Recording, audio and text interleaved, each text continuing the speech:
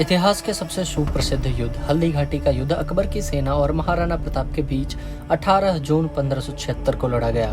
वास्तव में हल्दी घाटी का युद्ध महाराणा प्रताप और अकबर के बीच होने वाली कई युद्धों का आरंभ था। मुगल ना तो महाराणा प्रताप को पकड़ सके, ना ही मेवाड़ पर अपना परचम लहरा सके। हल्दी घाटी युद्ध के बाद का इतिहास तो किसी ने बताया ही नहीं। इनको एक षड्यंत्र के तहत इतिहास से गायब कर दिया गया। चलो जानते हैं हल्दी घाटी के बाद इतिहास का क्या हुआ। वीडियो को अंत तक देखते रहिए। हल्दी घाटी युद्ध के बाद महाराणा प्रताप के पास सिर्फ 7000 सैनिक ही बचे और कुछ ही समय में मुगलों ने कुंभलगढ़, उदयपुर, गगुंदा और आसपास के इलाकों पर अपना अधिकार कर लिया। इस परिस्थिति में महाराणा ने गोरिल्ला युद्ध पद्धति अपनाया और मुगलों को कभी मेवाड़ में अपने पैर जमाने का मौका नहीं दिया। महाराणा को दबाने के लिए अकबर ने हल्दी घाटी युद्ध के बाद हर साल सन 1577 से 1582 के बीच 50-50 हजार के सैन्य बल से हमला किया, जो कि महाराणा को पकड़ने में असफल रहे। हल्दी घाटी युद्ध के बाद भामाशाह और ताराचंद्र ने मालवा के दंड स्वरूप 25 लाख रुपए और 2000 असरफियां लेकर महाराणा के पास हाजिर हुए। इस घटना के बाद महाराणा प्रताप ने भामाशाह का बहुत सम्मान किया और दिवेर पर हमले की योजना भी बनाई। भामाशाह ने महाराणा को उनकी सेना के लिए 12 साल तक 25,000 सेना को रसद की मदद भी दिया। अब फिर महाराणा ने फिर से सेना संगठित करना शुरू किया। कुछ ही समय में बहादुर लड़ाकों की महासेना तैयार हो गई। इसके बाद शुरू हुआ हल्दी घाटी युद्ध का दूसरा भाग, जिसको इतिहास में कभी बताया ही नहीं गया।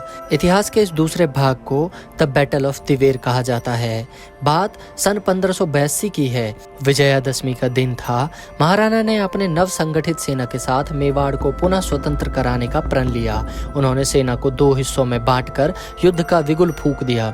एक टुकड़ी का नेतृत्व स्वयं महाराणा प्रताप के पास था और दूसरी टुकड़ी की कमान महाराणा के पुत्र अमर सिंह ने संभाला। दिवेर का युद्ध तो हल्दी घाटी से भी भीषण था। महाराणा की सेना ने अमर सिंह के नेतृत्व में दिवेर ठाणे पर हमला किया। हजारों की संख्या में मुगल राजपूती भालों और तलवार तीरों से कत्ल कर दिए गए।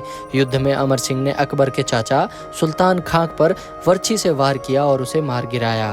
उसी युद्ध में अमर सिंह की तलवार ने एक ही वार से हाथी का पैर काटकर अलग कर दिया था। इसी दिवेर के युद्ध में महाराणा प्रताप ने बहलोल खान को ललकारा और अपनी तलवार के एक ही वार से बहलोल खान को उसके घोड़े समेत 2 हिस्सों में चीर कर रख दिया।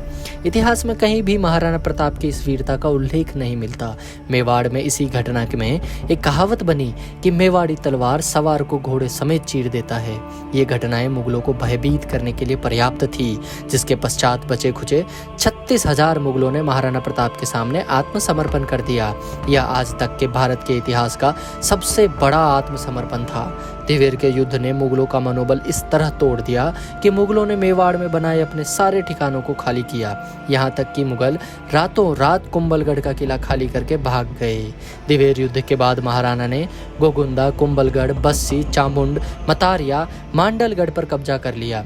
इसके बाद महाराणा और उनकी सेना ने अपना अभियान जारी रखते हुए चित्तौड़ को छोड़कर मेवाड़ के सभी किलों और ठिकानों को स्वतंत्र करा लिया। इसके बाद महाराणा ने आदेश जारी किया कि कोई भी अगर रत्ती भर जमीन भी खेती करके मुगलों को देगा तो उसका सर काट दिया जाएगा। इसके बाद मेवाड़ के सभी ठिकानों पर रसद पूरी सुरक्षा के साथ अजमेर से मंगाई जाने लगी। दिवेर का युद्ध न केवल महाराणा प्रताप बल्कि अकबर के लिए भी निर्णायक युद्ध था। मुट्ठी भर राजपूतों ने पूरे महाद्वीप पर राज करने वाले मुगलों के हृदय में भय का संचार भर दिया। दिवेर युद्ध में मेवाड़ ने अकबर के विजय के सिलसिले पर विराम लगाया और न सिर्फ विराम लगा दिया बल्कि अकबर के समय में मेवाड़ पर बड़े आक्रमण लगभग बंद ही हो गए थे। दोस्तों, हल्दी घाटी के बाद का इतिहास आपको कैसा लगा कमेंट में जरूर बताएं। वीडियो को लाइक करके चैनल को सब्सक्राइब जरूर करें। मिलते हैं अगली गाथा में, तब तक के लिए धन्यवाद।